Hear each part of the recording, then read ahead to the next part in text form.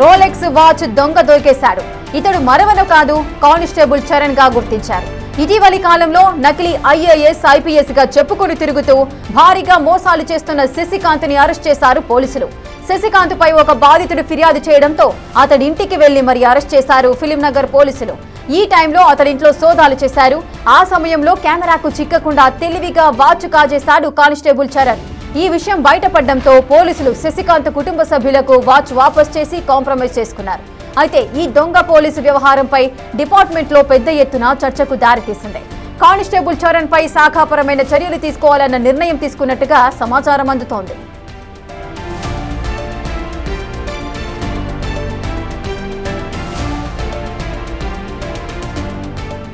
ఇసుక Rolex watch దొంగ constable Charan గా గుర్తించారు పోలీసులు. అతనిపై చర్యలు తీసుకోవాల్సిందిగా సూచనలు అయితే చేస్తున్నారు. పూర్తి డీటెయిల్స్ మా ప్రతినిధి సాగర్ అందిస్తారు. సాగర్,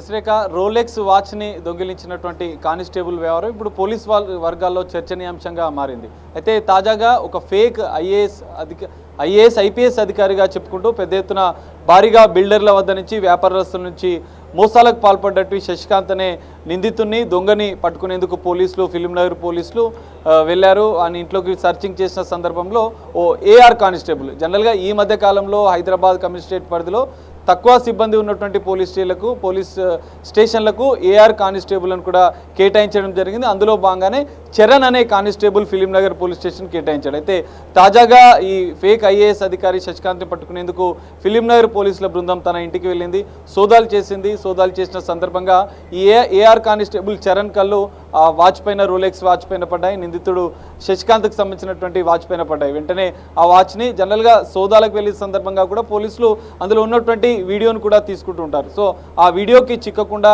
దాన్ని కాజేసినట్లుగా కూడా తెలుస్తుంది. అనంతరం ఆ కుటుంబ సభ్యులు ఫిర్యాదు చేయడంతో పోలీసులు దీనికి సంబంధించినటువంటి విచారణ జరిపించారు. ఫిలింనగర్ పోలీసులు విచారించిన అనంతరం కూడా చరణ్ అనే కానిస్టేబుల్ దీన్ని తీసుకున్నట్లుగా కూడా గుర్తించారు. వెంటనే ఈ విషయం పోలీసు వర్గాల్లో కూడా పెద్ద ఎత్తున వార్తల్లో కూడా నిలిచిన నేపథ్యంలో వెంటనే ఆ కుటుంబంతో వాచ్ రిటర్న్ చేసి కాంప్రమైజ్ చేసుకున్నట్లుగా కూడా తెలుస్తుంది. సో చరణ్ వ్యవహారం అనేది ఇప్పుడు పోలీసు వర్గాల్లో పూర్తిగా చర్చనీయాంశంగా మారిన పరిస్థితి. AR కానిస్టేబుల్గా ఉన్నటువంటి చరణ్ గత కొద్ది రోజుల క్రితమే ఫిలింనగర్కి కానిస్టేబుల్గా విధులు నిర్వహించేందుకు జాయిన్ అయినట్లుగా కూడా తెలుస్తుంది.